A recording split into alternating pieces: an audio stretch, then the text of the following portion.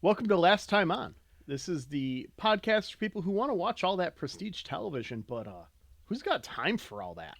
I know I don't. I'm Xhafer. And I am Ben. And we are in Season 5, and this is Episode 7 that we've watched of Breaking Bad. We are moving like a freight train through through Breaking Bad. Statistically speaking, we've been rolling in that like 6 through 8 range. If we hit any one of those, I think if we hit 7 or 8, there aren't enough episodes left after this. So we'll like have one and then we won't have to roll. We'll just be at the finale. Yep, it's just auto finale. Because we will be watching the finale. We are not just going to go, and don't know how it ends. We're starting 3 episodes into the next show. We are crazy. We are not monsters. Yeah, so no, we're going to watch the finale. Then we're going to go back and watch what is generally considered the most acclaimed episode of the show. Provided we didn't already watch it. Yeah, if we didn't already watch it. If we did, then the second most. Using either personal recommendations from friends, feedback from our audience. IMDb ratings. We'll figure it out when we get there. And then we're going to do a series review episode where we read what actually happened and go over that. And we'll read that together for the first time and record it and see how right or wrong we were, see what we missed, see what we didn't. Finally, see that our version was better. Learn that Walt didn't have an addiction to making thermite in the actual show. He used to solve all of his problems. Boo this man! I think that would have been a better show. Well, we don't know. It might have been the show. We don't know. As far as I'm concerned, that is the show. So you don't see a character for 3 episodes. It's because they got thermited. Truth. That's how we roll here on Last Time On. Thermite everywhere, which is going to be really hard to explain when we go to 90210 after this. We don't know what we're doing after this yet. No, we need to come up with some kind of system. Yeah, we'll figure it out later. I have a pitch. Oh. We made a preliminary list of shows. Yes. That I'm sure it was on a napkin or a piece of receipt paper at a restaurant we were at. Did we put that into a spreadsheet? I can try and find it. Okay, because I know if you leave you alone with a list for more than 5 minutes, it ends up on a spreadsheet. So I was assuming. Actually, in fun facts, I recently found the initial pitch document for this podcast before we had done Draft the Universe. Oh. Like the one I had written up back in like 2016 when I first had this idea or whatever it was. Neat. 2015. I forget. And it actually had a list of shows, some of which I've watched by now. Oops. West Wing was on there. Ruined that. Dang it, Xhafer. Because I also haven't seen any West Wing. It's very that good. That would have been totally doable. Regardless, so I have that old list. I should have that receipt paper somewhere on my desk. I think it's under this pile of vet documents that I just needed. Yeah, it's around. But my suggestion was whoever got the most points from our predictions, okay, they get to pick the next show from the list. That works for me. I like that. Yeah. It's also better than my idea of loser gets Ric Flair chopped. I was not a big fan of that one. Woo! All right, so to today's episode. Yeah, we've got Season 5, Episode 5, Dead Freight.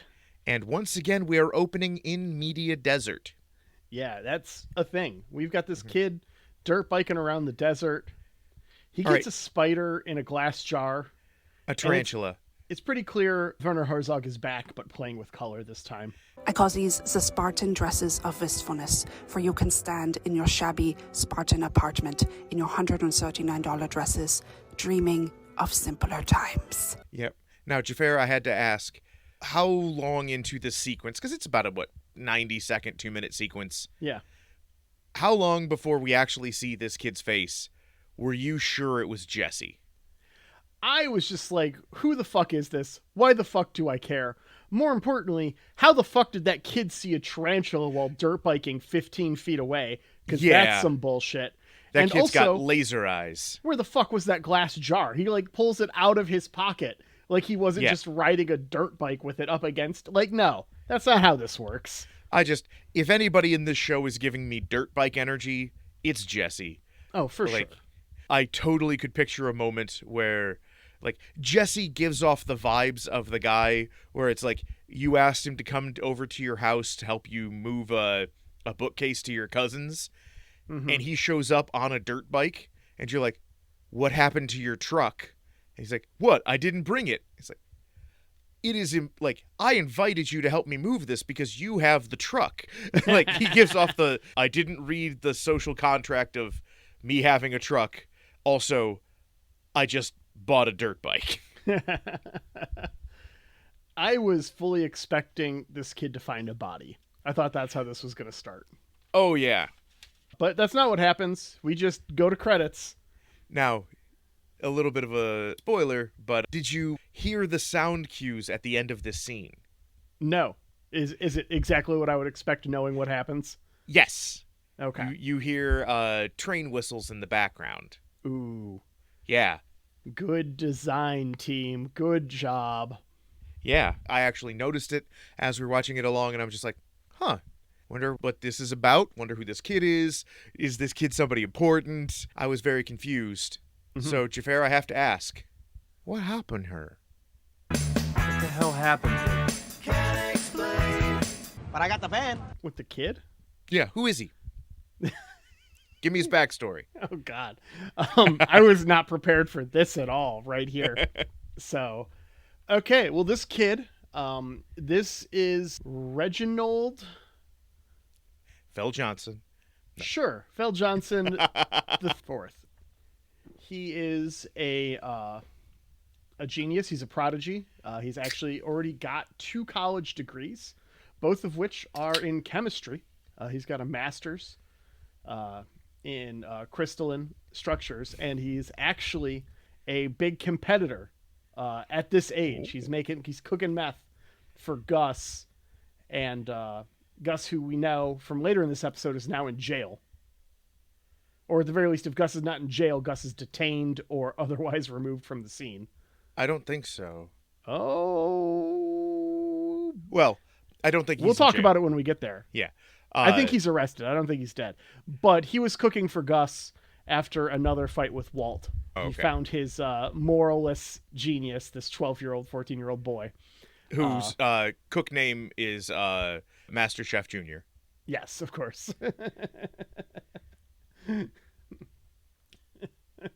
Yeah, so that's who this kid is. All right. So he's a rival on the meth scene at such a young age. It's Teenage tragic. meth cook.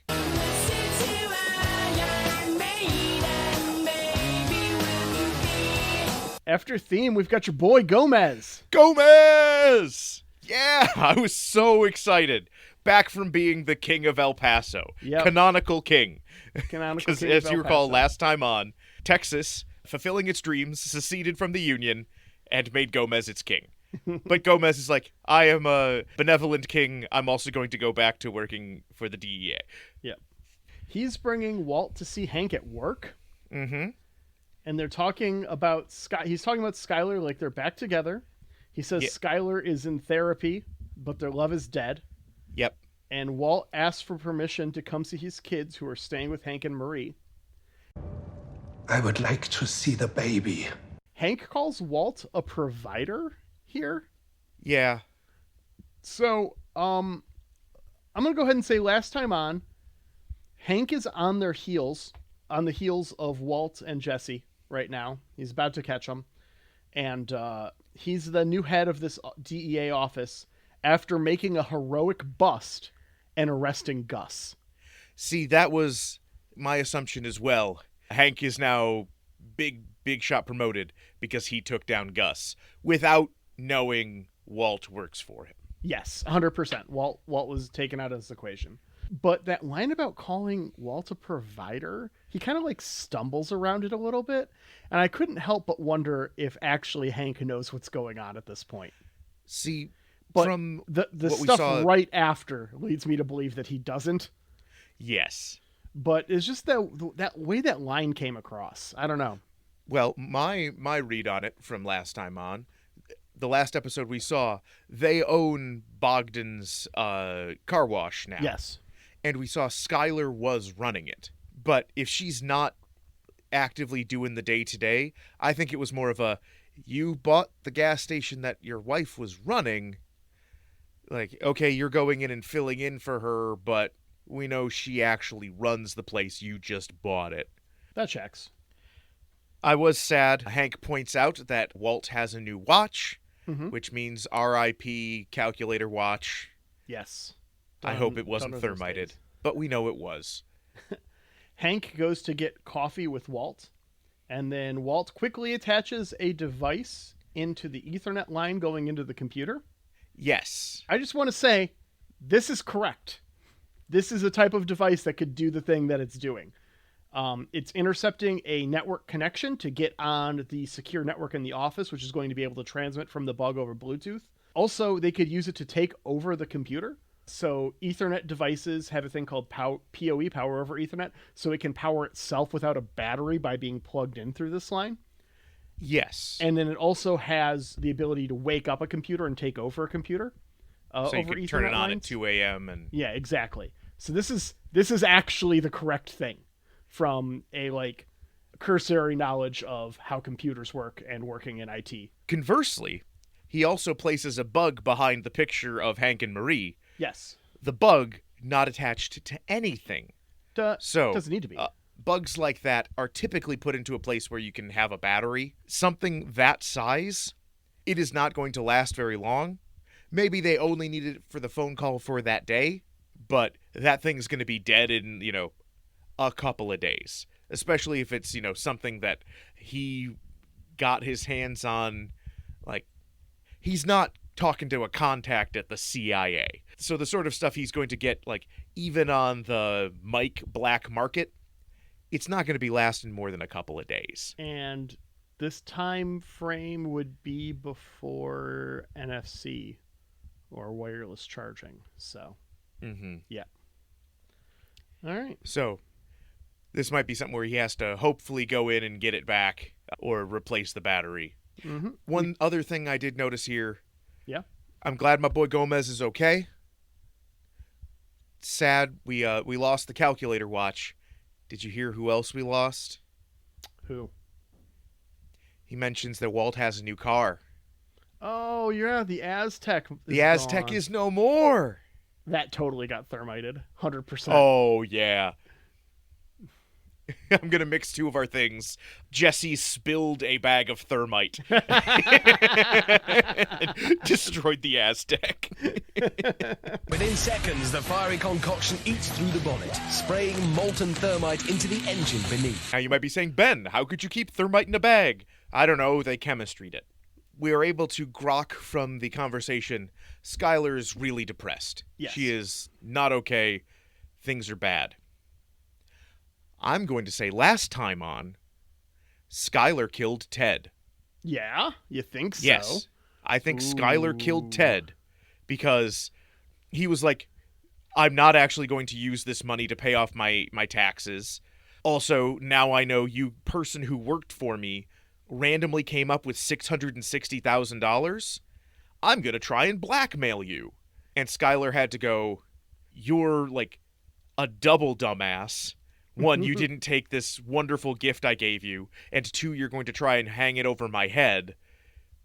Now, when you don't pay your taxes, they're going to come find out you randomly got $600,000, start trying to track that money. Now I'm in danger. Now you in a trunk. So I am thinking that in our interim last time on, Skylar murdered Ted. I'm hoping Skylar murdered Ted and Walt cleaned it up. Yes. So she's very, very, very indebted to him at this point. Yes, she's indebted. She is not feeling good about it, but she's just kind of now resigned herself. Yeah. The way she talks to Walt, there's clearly no future where she does not also go down for this shit. And she also doesn't seem particularly perturbed about dying over it. She's just worried about her kids. Yeah. I did also note, while they were talking, Walt and Hank is like, come on, just, tell me what's going on. And Walt does a wonderful job of playing him by, like, actually opening up. Mm-hmm. And Hank, like, immediately gets, like, super uncomfortable. And Hank is exactly the kind of guy who's just like, all right, you're my friend. I want to know, like, what's going on with you. And you start telling him stuff, and he's like, I thought you, like, if it is anything beyond, man, I thought the Lakers were going to win, and I put $500 on them, and now I'm, like, mad that I lost it. That is the level that Hank is able to operate on, and if you go above that, it is uncomfortable city. After this, we cut to Mike, Walt, and Jesse, who have captured Lydia. We find Lydia works for a drug company. At first, I thought she might have been a DEA agent, but pretty clearly works for a drug company. Or an informant or something. Yeah. They are testing the bug with passing along some info to Hank in his office. So Hank calls the Houston office, presumably where they are, which is later confirmed, by the way. Yes. And admit to hiding the trackers, which Lydia had noticed and told our crew about. Mike is hesitant that they can't trust her because she put a hit out on him. Yeah. Like, at first she's just like, why are you trying to do this? And it's like, okay, once we know you put a hit out on one of these guys, like, maybe they don't trust you. Yeah. So, this is a lot of traveling for Walt in between scenes here. Yes. Houston to Albuquerque. It's not quick. It's a 12-hour drive. Oh, dang. Almost 13. So when they say, oh, okay, we've got a 6-hour head start, they weren't kidding. Yeah, Houston is, like, on the east coast of Texas. Oh, on the Gulf of Mexico. Albuquerque is centered in New Mexico. Yeah. This is a trek. This is a couple-hour flight, it looks like. All right. And I was just like, Walt is time traveling. Like, because we see him back and forth between Houston and Albuquerque a couple of times in this episode. Yes, we do. They are not close. What is going on? I'm guessing he's got a plane. You think he's got his own plane? Ooh, he's probably got his own plane. I was going to say last time on he developed transporter technology from Star Trek. Scotty, beam me up. But your plane makes way more sense. Well, my thought is they are taking care of, I believe the quote is, the rest of Gus's operation. Like, all of Gus's guys are in prison, and they're taking care of them. So, yes, that's very soon. So, my thought is, I'm thinking Gus is Dunzo, as mentioned, taken down by Hank, which got him promoted. And so Walt, Jesse, and Mike, being the two guys who make the product and the guy you don't mess with, took over the operation. And so, like, the plane that they had that they took to Mexico, they've got access to that. The Cadillac Escalades, they've got access to those. So I'm going to say they're flying. That makes sense. So Lydia tries to convince them not to kill her. She has information on a ocean of methylamine, which is what they need right now for the thing that they're doing. Jesse vouches for Walt to Mike here. Walt's, like, going to interrogate Lydia a bit, and Mike is all like, let's just fucking kill her. And Jesse's all like, no, let Walt do his stuff. Mike clearly does not trust Walt.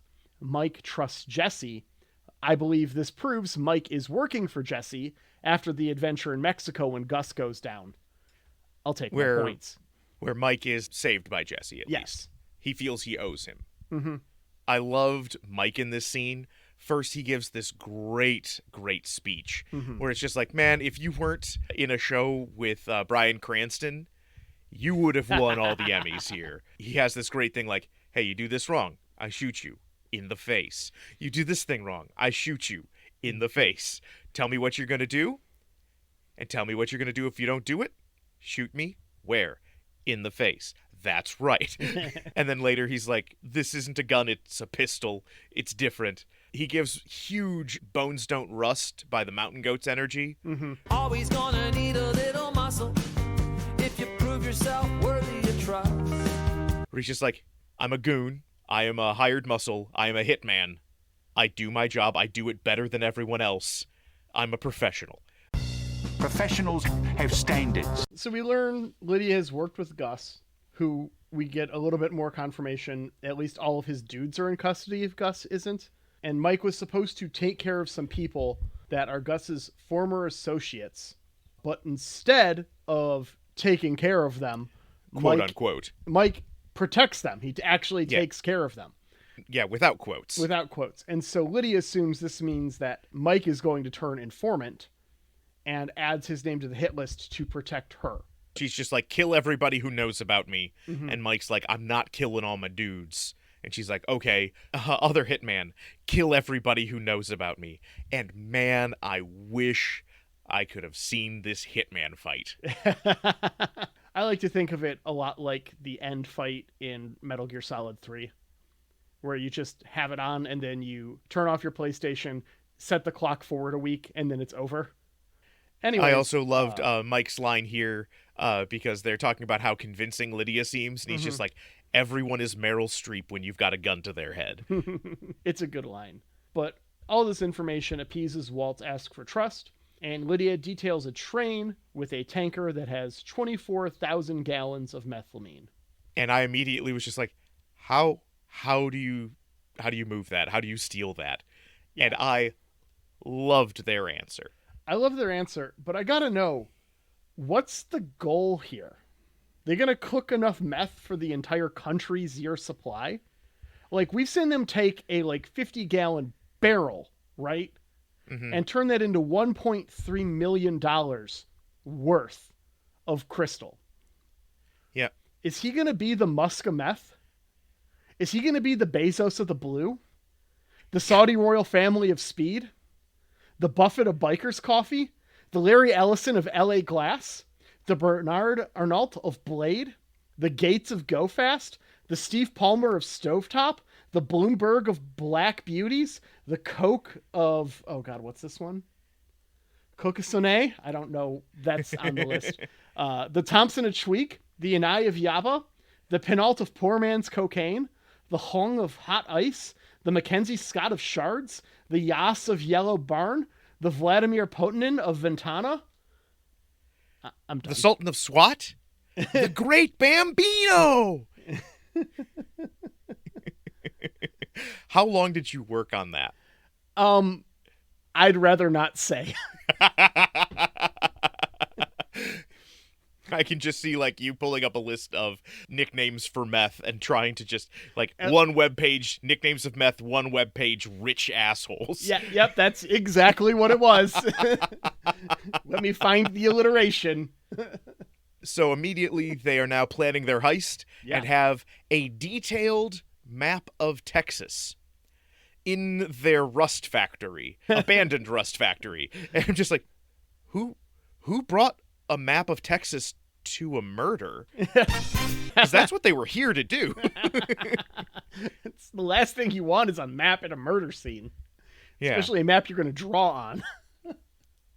But I did love that they talked about Dark Territory as made famous by the seminal film Under Siege 2: Dark Territory. Is that the one where Van Damme punches someone in the nuts so many times they die? Or is that Under Siege 1? That's not Van Damme, it's Steven Seagal. Oh, that's right. It's Seagal, not Van Damme, yeah. And I believe that is Hard Target. Okay. Where he kicks somebody in the nuts until they die. Yeah. It's 20 times or something, and they just die. Yeah. No, this is the one where Steven Seagal is just a cook. I'm just a cook. A cook? Just a lowly cook.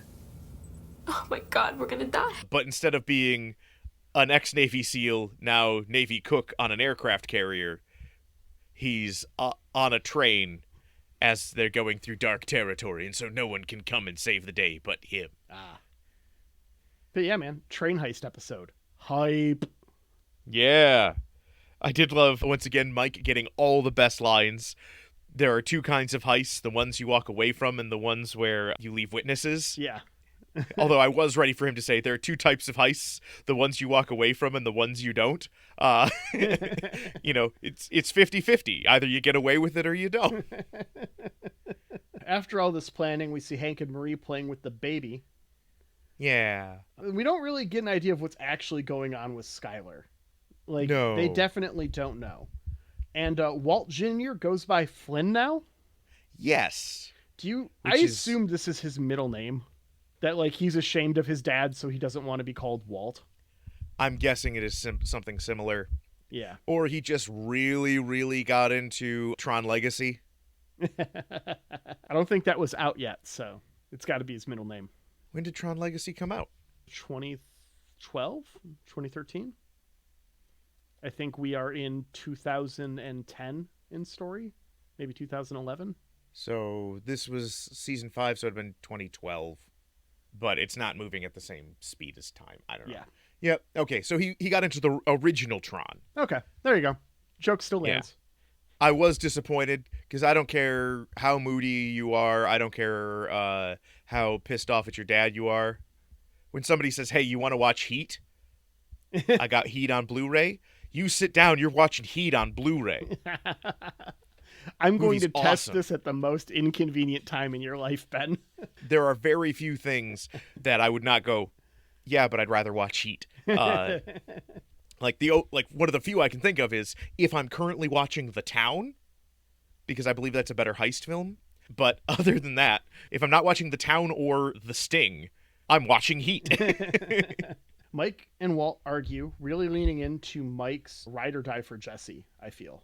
Mm-hmm. We find out they need cash, and that's to keep Gus's goons quiet, so they need payoff money. That's what all this is for. Yep. So that's why they can't just be we're stealing Sudafed amounts of meth. We need barrels.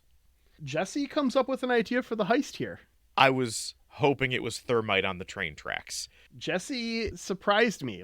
It's nice to see the character growth here, that he's capable of coming up with this stuff now. Yeah, bitch! We cut over to the crew on the railway as they start to measure out and bury some tanks. Yep. With Jesse Plemons. Well, and first we get Fernando with the excavator. And, I want to know how they found Fernando in the excavator. Just did you rent one? How'd you find a guy who could drive it? I hope Fernando's getting, his day rate. Just I'm sure. Yeah, I don't care, man. I'll drive out to the middle of nowhere, Texas, and dig 2 giant holes for you. I don't care. Permits, I don't care, man. Yeah. But yeah, we get Jesse Plemons. I literally just rewatched USS Callister episode of Black Mirror, 2 or 3 days before I made these notes. I've never seen a Black Mirror. Oh, it's good. I mean, it's wholly depressing, but it's good. Yeah. I mean, some of it was terrifying, 7 years ago. And now it's just the world. Yeah, now it's just the world. Watch that Waldo moment now. It hits very, very differently. It's almost like we elected a fucking cartoon as president. Hey. So I did actually they start explaining the plan to Jesse Plemons. Yeah. Todd? Yes. We've already got a Ted in this show. Come on. There are more names. I'm pretty sure he's Ted. Is he? Ted's dead. Yeah, Ted's dead. This is Todd. Yes. Yeah. We couldn't have named him, Simmons something. I don't know. They start explaining the plan where they are going to be pumping out some of the methylamine, replacing it with water, just doing a switcheroo so nobody notices. Yeah, they're going for 900 gallons. Well, they're stealing 1,000 gallons of that, putting 900 back in because methylamine is lighter than water. Yeah. It's a actually really smart, clever idea, which made me immediately go, how are they going to screw this up? What's going to go sideways here? The soft math is that this is going to make $26.2 million worth of meth, by the way. That's a lot of money. And that's the profit share based off of the 55-gallon drum making the 1.3 that they then split. Okay. So, yeah. After this, we're back at the White household. Yep. He's back in New Mexico. Back in New Mexico, flying around. Flynn has locked himself in his room. Skylar's trying to get him to come out when Walt gets home. Walt tells Junior to go to his aunt and uncle's because he said so. And he says, Walt Jr. says, that's not good enough, and then leaves anyway. It is like, you couldn't come up with any kind of conceivable lie. Right. Like, it's not that hard, for two people who have been lying to each other and their kids for years now. Mm-hmm. Like, come up with something. You'd think anything. You could just say, hey, your mom is really depressed right now and it's not safe for you to be here. You could say, we want to have sex. Anything. Get the fuck out. Doesn't matter. It's a lie. That's going to squig out your 16-year-old son real quick. He's not going to want to be around for that. Anything. Just fucking anything. And you're like, no, because I said so. It's just so fucking lazy. It is. It's really lazy. And then it's also clear Skylar has not thought this through of, so your kids just don't live with you for their whole lives? One of them's a legit baby. Yeah. So her being like, hey, the kids can never, ever be here. Although Hank and Marie do say, like, they seem cool with just taking the baby. Yeah. Because last time on, they've been trying for 3 seasons and haven't been able to conceive. Mm-hmm. That's been a plot point we've just missed this whole time. But the thing that got me was Walt is incredulous about this, ignoring the fact that out of the 7 episodes we've seen, bad guys have found him at his house in 2 of them. Never tell me the odds. It's true.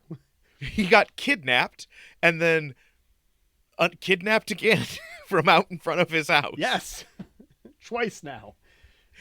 So very real concern. Like, yeah, people aren't going to come here. People don't know. Like, okay, you know what?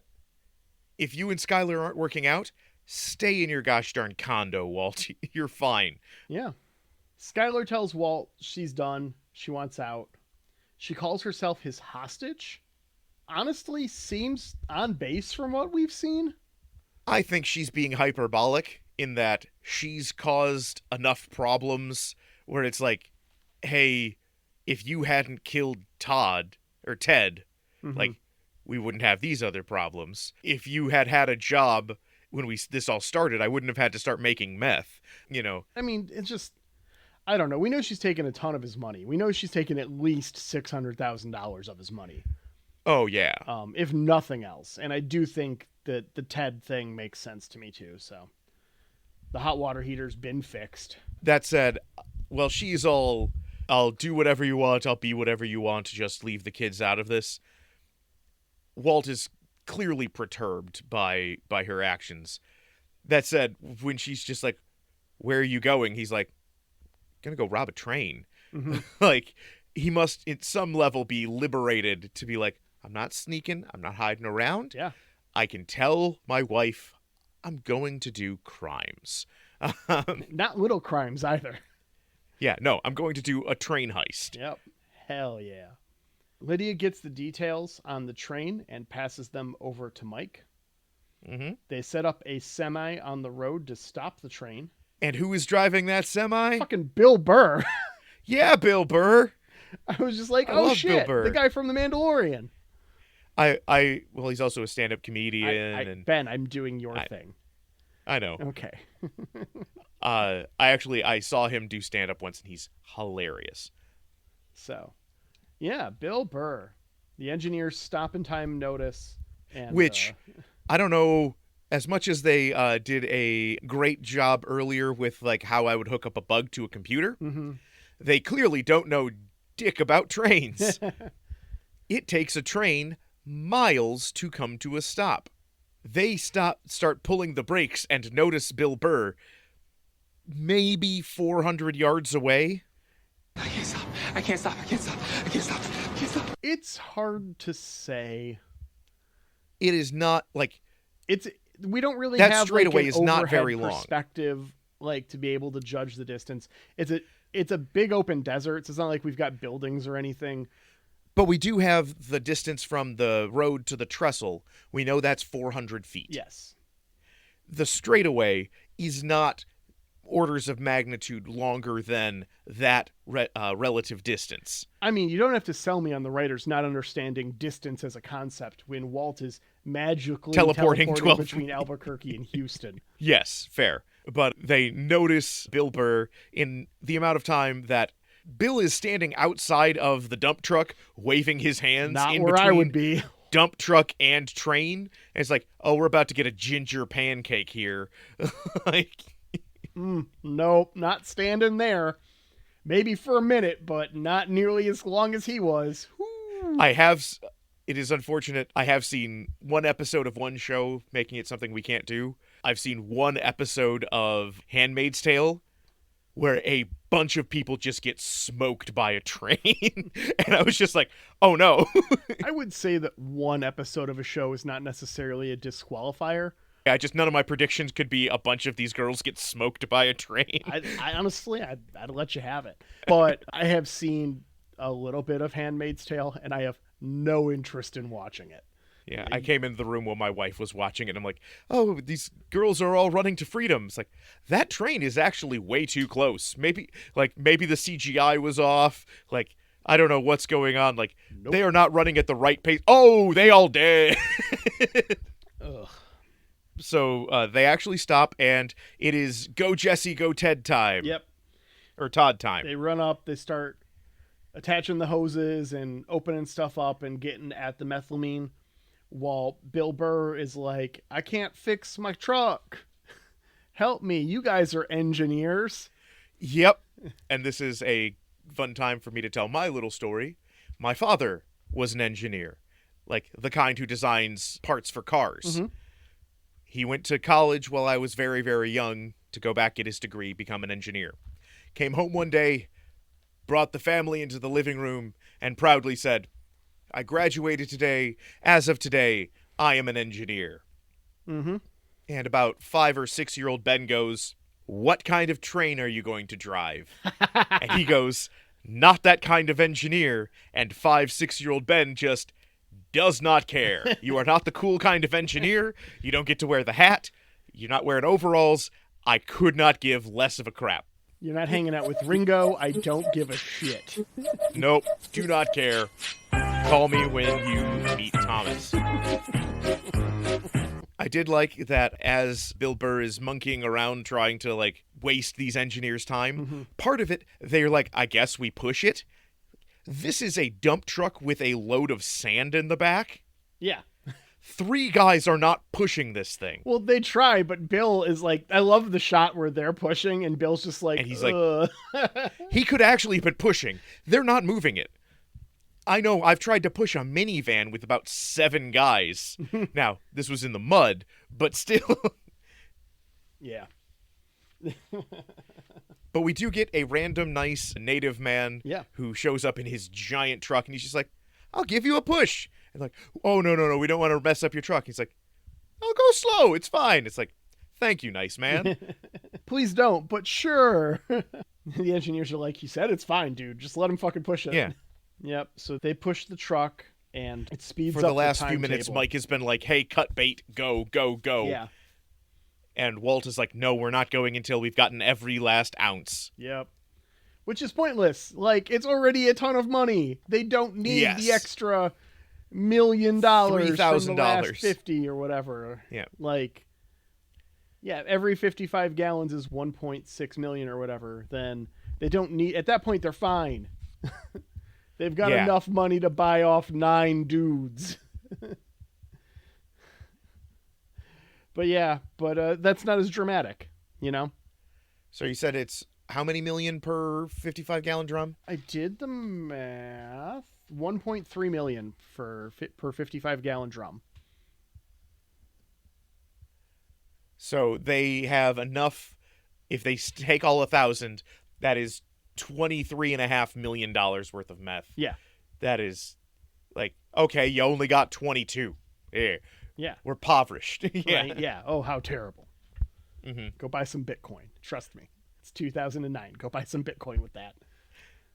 And sell right in 2018. Ignore the HODL gang. Crypto gang, it's the gang, big gang, all gang, light gang, cash gang, blockchain. Yep. So they managed to just get out in time. Todd gets everything sealed back up and jumps off the top. And, oh no. Yep. As soon as they all gather, they're like, hey, we did it. They see the little kid from the opening. That nefarious meth lord that's been competing with Walt.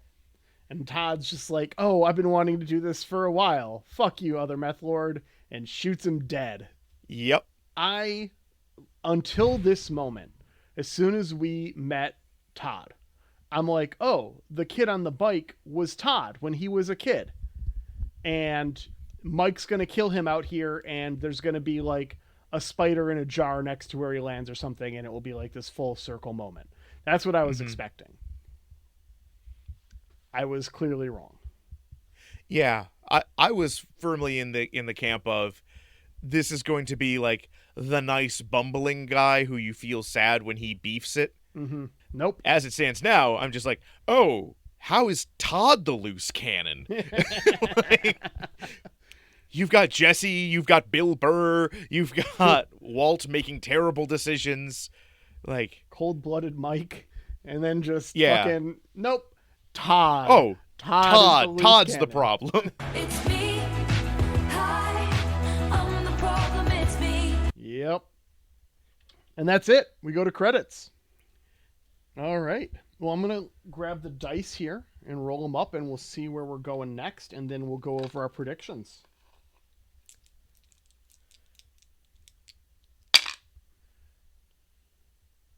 All right. That is a 8. So our next episode is going to be Season 5, Episode 13, or more aptly, Season 5.5, Episode 5. And I'll look that up after our predictions, because I don't want anything to spoil me before we make them. Lincoln, what are you doing up there? Guessing? I guess no one's coming. I have seen into the future. You ruined the prophecy. All right, so let's go back and look at our previous predictions and see if we've scored any points here. From Ep 1, I've got Jesse's going to get shot, Walt cheats on his wife, and his cancer diagnosis is incorrect. 2 of those are still on the table.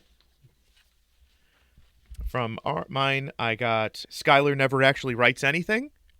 We got that point. Bogdan gets run over by a car in the car wash. It's a feel-good moment. I gave myself a point for that. Gomez is murdered violently by Hank, and I am so glad to never get that point. It's still on the table, though. Nah, nobody can kill the king of El Paso. Season 2, Episode 1, I've got Jesse accidentally spills a bag of meth because it isn't sealed. I'm taking it. It has to have happened. It has to have happened. Jesse's also much more competent now. Yeah, well, exactly. I don't think it's going to happen going forward. I think it has happened. Okay. Marie comes to visit and steals Walt's hat. Hank catches Walt. Walt cuts him in the operation. All right, I had Tuco ends up working for Walt. Nope. Hank has to choose between Marie's kleptomania and his job. He picks his job. And no one ever actually tries to turn Walt and Jesse in. Every problem is only because of their own paranoia and naivete. Not the case at this point, I feel. So far, every problem has been brought on by themselves. No. Last episode, I think Gus pretty clearly disqualified that with the whole thing with the Don. That was Gus's problem. Nobody was trying to turn in Walt or Jesse. Jesse was almost a slave. Yeah, but that was never actually going to happen. It was part of Gus's attempt to kill the cartel. That was a problem Jesse had to deal with. I didn't say they don't have to deal with it. I'm just saying no one is ever trying to turn them into the law. That problem was brought upon them by Gus. Yeah, not by Walt and Jesse. Exactly. Like, that is a problem outside of their paranoia. I just more mean, like, no one's ever actually trying to turn them into the DEA. Oh. No one has ever gone to the cops on them. I think Hank's going to bust them and take that point away from you. Maybe, but at this point, I feel like every problem is them getting in over their heads and doing dumb stuff and more reactionary dumb stuff. All right. Well, skipping ahead to season 2, episode 9, I've got the upgrade in their operation, which has happened twice now. Skylar finds out about Walt. That happens. Now, my prime time, they lose the baby. That's my wording. They lose the baby. Right now, they don't have the baby. The baby is effectively they gave it away. They didn't lose it. They know where it is. It's not lost. Nope. No. If it's at my sister's, I know where it is. It's not lost. I don't think they have the option of taking the baby back, though. I think they've lost the baby effectively. No, they could get it back. I don't... We'll see what it's like next episode. We'll go from there. Yeah. I have Kristen Ritter becomes a problem. Mm-hmm. I believe that was the case, and I believe she is not a problem anymore. The RV explodes. We haven't seen the RV in a while. I'm willing to say the RV is the victim of a accidental thermiting. That seems fair to me. Yeah. And alas, Skinny Pete is never seen, but is called at least 3 more times, and then we immediately saw Skinny Pete. Skipping ahead to season 3, episode 5. Walt and Jesse bury the hatchet and cook together again. That's happened. They got that. Evening, Walt and Jesse's rift deepens, leading to them becoming rivals on the meth scene. Possibly happened, possibly didn't. Hard to say. And then primetime, Walt and Skylar get back together. This has happened. It's not great. I would say it's terrible. But it has happened. I don't think when somebody says I'm your slave. Look, I didn't say they get back together and are happy. I didn't say they get back together and it's a functional relationship. I said they get back together. Skylar says, I can be whatever kind of wife you want me to be. I'm not in support of this relationship, but it exists. Yeah. All right. Points. And I had Jesse and Walt reconcile. Point. Mm-hmm. They are back in the RV, but to live, well, I'm going to say that's not true because the RV got thermited. Yep. And Gus becomes a chicken magnate and leaves drugs behind. No. Daytime for season 4, episode 1. Saul changes his name to Sal and starts practicing law in Mexico. We didn't see him this episode. Maybe. Evening, we never see Mike again. We've seen Mike again. Yep. And primetime, Gomez returns to finish the job Hank can't. Gomez has returned. Gomez has returned. I don't know if this one counts, though. Finish the job Hank can't. Hank does strike me as inept, and Gomez is the brains of the operation. We'll see. We'll give it another episode. Yep. I got they kill Gus in an incredibly over-the-top fashion. Entirely possible. Mm-hmm. As Hank is taking down Gus's organization, they may have wiped him out too. Yep. Mike kills a lot of people all at once, and Walt and Jesse blow up the lab. The lab is gone. Yes. I firmly believe if they could be using that lab, they would. But when everything was going down, what did they do to that lab, Xhafer? Thermite. They thermited the hell out of that lab. You can have those points. No evidence. What? The lab is destroyed. I do believe the lab is destroyed, in all honesty. Oh, yeah. They thermited the hell out of that thing. Destroy that evidence. Season 4, episode 10. Hank heals up and gets on the trail of Walt and Jesse. This has happened. He got on the trail of something. He is actively on their trail. He was investigating meth barrels they were about to steal and didn't because of the trackers. He is on their trail. He might not know it's them, but he is on their trail. Yeah. Or the Texas Bureau was on them. But yeah, they messed it up. All right. Evening, Mike abandons Gus to work for Jesse, and hence Walt. Appears to be the case. My only worry is abandons. I think it might just be we were the 3 guys left standing who were smart enough to not be here when everything went down. But I'm guessing that you're more right, that it's when whatever went down with Gus went down, Mike was on their side. Yeah. All right, I'll take those 2 points. And then primetime, Skylar gets killed. Still on the table. We'll see. So for my daytime, I've got Skylar kills Ted. I firmly believe that is the case. Saul has a full mental breakdown. Maybe that's where he is. He's convalescing. Okay. And I have Gus finally gets on top, only for someone else to rip his whole organization down and kill him. That does feel like what happened. I don't know if he's dead, though. If he was still alive, they would be talking about it. He would be the ghost over their shoulder. Quite possibly. I do think he's dead. Yeah. I'm willing to give you that prime time point. The other two I want to give a little bit more time. You don't think Skylar killed Ted? I want to give it one more episode. If you had made that prediction 3 episodes ago and we hadn't seen him, for sure. But dead characters just missing from 1 episode, you got to give it more than 1. Okay. I think that's a good rule just in general for our predictions. It's not a bad rule.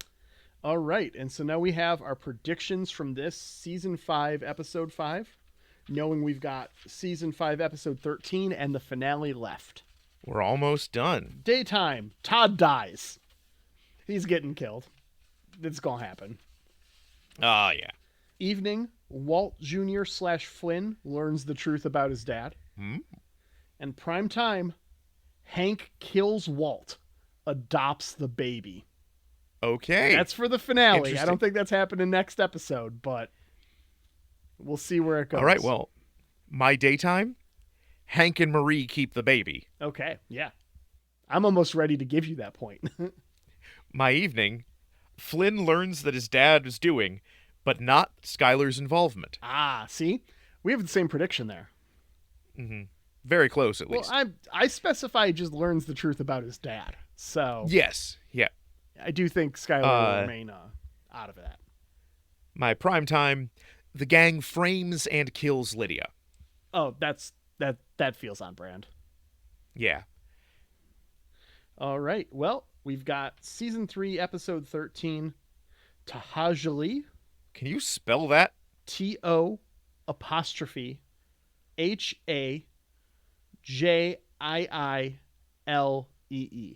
Okay.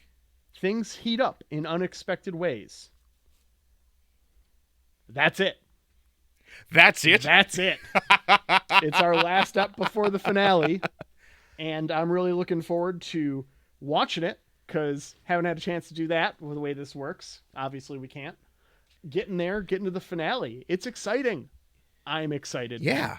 Just like I'm excited to thank Ripe for giving us their song Goon Squad as our theme music. Thank you so much. It's a fucking bop. Fucking love that I get to edit podcast with that song. It still doesn't feel real. No, it does not. They're on tour right now until the end of August. Go check them out. They're actually not terribly far from us next week. We will... Where are they going to be? Casey. Oh. We'll talk about it. Anyways, also thank you to Annette Lucina for your wonderful photo of a television, which we've used to make podcast art. Thank you for using Creative Commons license and letting artists who are just doing their thing, like Ben and I, putting content out there. Creative Commons, great way to do it. We really appreciate it. Thank you. We'll see you next week. We'll see you next time on Last Time On. I'm gonna show you how.